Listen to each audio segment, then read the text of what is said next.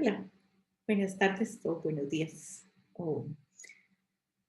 Mi nombre es Marcela Alfaro Córdoba y soy profesora invitada de la Universidad de Costa Rica en la Escuela de Estadística. Em, Tengo un doctorado en estadística y me he dedicado durante mi mediana, tal vez corta carrera académica a hacer análisis estadístico, análisis de datos, sobre todo en escenarios de colaboración inter y multidisciplinaria. Entonces, mi trabajo es básicamente desarrollar métodos estadísticos para resolver problemas en ciencias básicas. Con este trabajo lo que he aprendido es, bueno, muchas cosas que no estaban incluidas en el currículum de mi formación académica, que tienen que ver con reproducibilidad de la ciencia. Y me he interesado en este tema específicamente porque siempre me recae la responsabilidad de lidiar, administrar y después eh, hacerme cargo de los datos una vez que la investigación eh, termina, ¿verdad? Eh, el proceso interdisciplinario de desarrollo de métodos estadísticos es un tema aparte. Hoy me quiero concentrar simplemente en, en el tema de la investigación reproducible y qué tiene que ver eso con el análisis de datos, o más bien el análisis de datos y qué tiene que ver eso con la investigación reproducible. Esta grabación es para el taller para personas editoras de revistas de la UNA. Entonces me voy a enfocar hablando como investigadora, pero tratando de comunicar mis preocupaciones cuando, o las preocupaciones que he desarrollado cuando tengo que interactuar con revistas científicas en las que he publicado y que tal vez se puedan resolver en revistas de la UNA. ¿Verdad? Espero que les sirva mi perspectiva de autora y sobre todo de autora que se encarga del análisis de datos y de hacer o de revisar que todo sea reproducible. Pero entonces, estos son los 4 links de los que voy a hablar hoy. Después les paso esta imagen para que tengan los links. El material base es el mismo que han usado en el curso de Foster Open Science, de tiene este mismo título, Investigación Reproducible y Análisis de Datos. El segundo material es un ejemplo de un repositorio casero que yo hice para un artículo, eh, precisamente porque la revista no tenía recomendaciones específicas, entonces esto fue lo que me saqué de la manga hace un par de años. Eh, y después 2 cosas un poco más nuevas, que son la guía de investigación reproducible de Turing Way, este solo está en inglés, pero es súper recomendado para si lo pueden compartir con sus autores, autoras, tiene muy buenas recomendaciones. Y por último, una lista de artículos reproducibles con certificación de la Asociación Americana de, de computación, se me olvidó la otra palabra, pero bueno, esta es una lista de papers en donde pueden ver cómo se ve un artículo que está certificado como 100% reproducible. ¿Okay? Entonces empecemos con la definición de reproducibilidad. ¿Verdad? La reproducibilidad significa que los datos y el código de investigación están disponibles para que otros sean capaces de obtener los mismos resultados alcanzados en sus trabajos. Entonces, ¿qué pasaba antes? Si ustedes tal vez todavía lo vean con algunos artículos en sus revistas. La revista tiene una sección de métodos, que esa es la que yo siempre trabajo, seguro, ¿verdad? En esa sección de métodos se describe el procedimiento que usamos para demostrar A, B o C hipótesis o para contrastar más bien hipótesis. ¿Qué pasaba antes? Que ni el código ni los datos se solicitaban cuando uno presentaba los resultados, uno simplemente presentaba los resultados. Entonces, el cambio en los últimos años, gracias a los avances de la computación, pero también en avances de software que nos permite hacer esto de una manera más fácil, es que podemos compartir los datos, si se puede, ¿verdad? Y no solamente los datos, sino el código que usamos para leer los datos, para analizar los datos y para preservar los datos.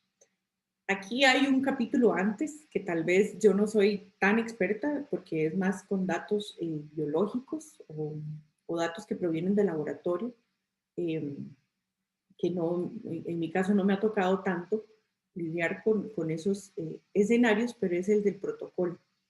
Ese protocolo es parte de, de, del proceso de reproducibilidad y se refiere a exactamente los pasos que siguieron para recolectar los datos. Entonces, ese protocolo, en muchos casos, cuando hay trabajos de laboratorio, se abre completo, se explica por qué se eliminaron muestras, se explica por qué se perdieron muestras, se explica por qué o cómo se hizo exactamente para medir X o Y constructo que se propuso antes de ordenar todo en el laboratorio para recolectar datos. ¿Sí?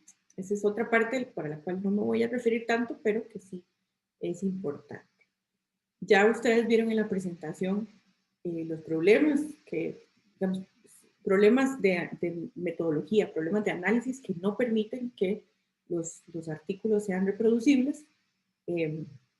Están estos 6, muchos son bastante comunes, otros son un poquito más raros, pero lo que es cierto es que ninguno de estos problemas es 100% identificable si no tenemos a mano los datos o el código, ¿verdad? Es muy, muy difícil, lo digo desde una perspectiva de una profesional en estadística, es muy difícil a partir de una descripción de los métodos y sobre todo cuando son muy resumidas, decir si un diseño estuvo completamente bien o si tiene errores importantes metodológicos, ¿verdad? Es mucho más fácil identificar errores que hayan pasado cuando tenemos acceso a los datos y al código. Pero entonces cuando yo digo acceso a los datos y al código, ¿verdad? ¿A qué me refiero? Bueno, les traje el ejemplo hecho a mano. Esto es para un artículo yo estoy dentro de las autoras y me encargué precisamente de hacer el análisis de datos para este artículo. Este artículo se publicó en PLOS ONE y entonces exige que los datos y el código sean abiertos. Sin embargo, no pone pautas para compartir los datos o el código. Simplemente hace una recomendación acerca de repositorios. Entonces, nosotros usamos para este caso el repositorio de Dryad, Data Dryad. Eso sí, ese repositorio cobra, ¿verdad?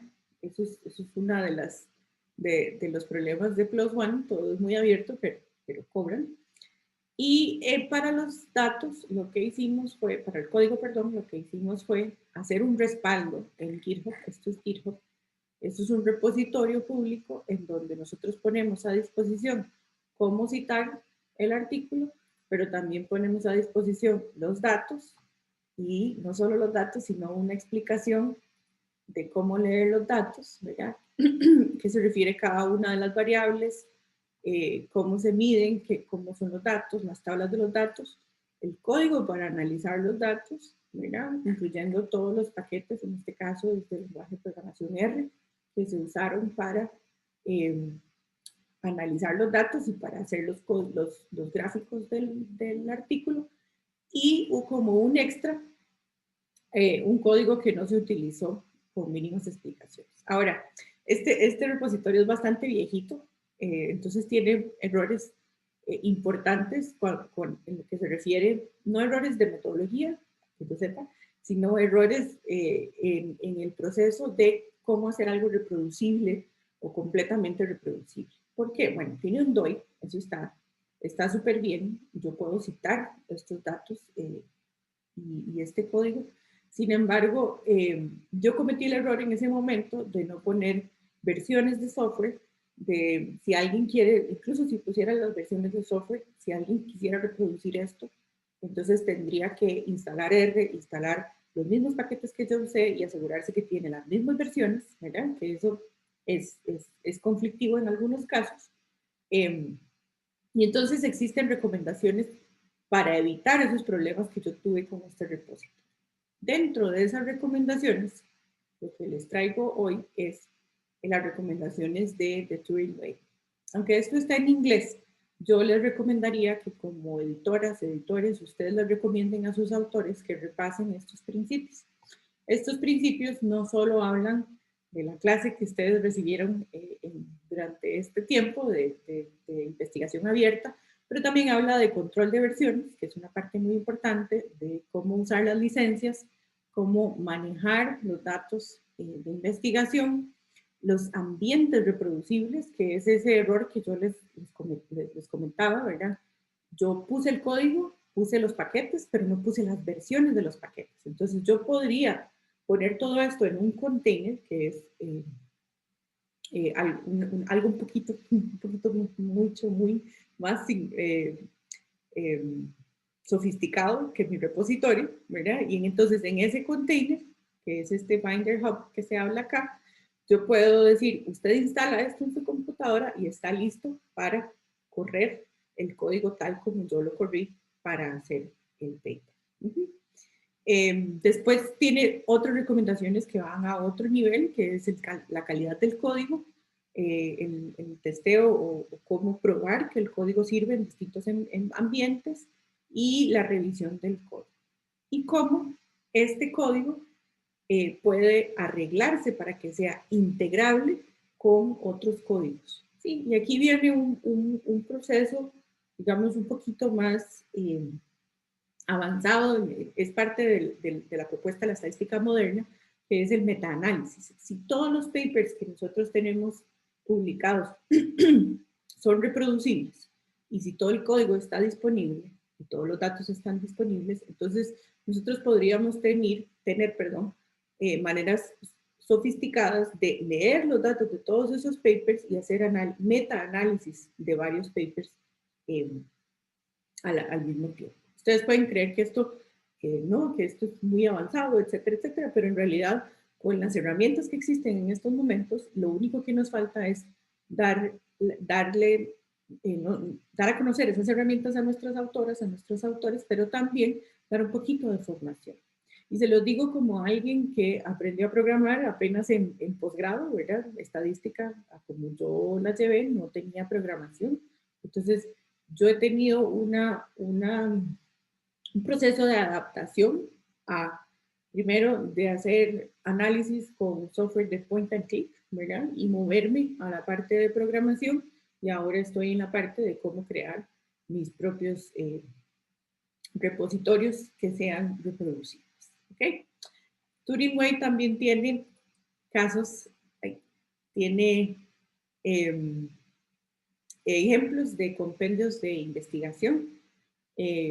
Eso podrían ustedes implementarlo en sus revistas, pedirles a sus autoras, a sus autores que entreguen compendios de investigación. ¿Qué tienen los compendios de investigación? Bueno, deberían o podrían cumplir todos todo lo necesario para reproducir el paper. ¿Sí? Este sería uno básico, en donde tenemos los datos, el análisis, la descripción, el readme, como les enseñé antes, pero podrían tener otro más sofisticado, en donde el código se divide en el código para analizar y limpiar los datos limpios, ¿verdad? Los datos brutos, el Docker, que es este container que les decía antes, todas las figuras del paper, la licencia, y el makefile, que sería el pedacito de código que hace que todo corra y que se reproduzca el paper, que por cierto es este, en un solo archivo. Entonces, mi recomendación sería, primero que estudien estas recomendaciones de Turing y traten de implementar en sus revistas o abrir las puertas para que autores implementen estas recomendaciones en sus artículos. Y aquí tal vez se me olvidó decir algo muy importante antes. Estoy hablando de artículos que tienen metodologías cuantitativas, ¿verdad? Eso es importante. Acerca de metodologías cualitativas, yo no puedo hablar porque no tengo ninguna experiencia en metodologías cualitativas.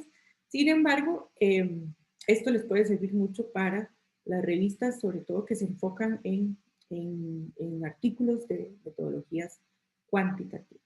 Y por último, lo que les quería enseñar es esta página de la ACM, en donde no solo se presenta el resumen de cada artículo y, digamos, la referencia con el respectivo DOI.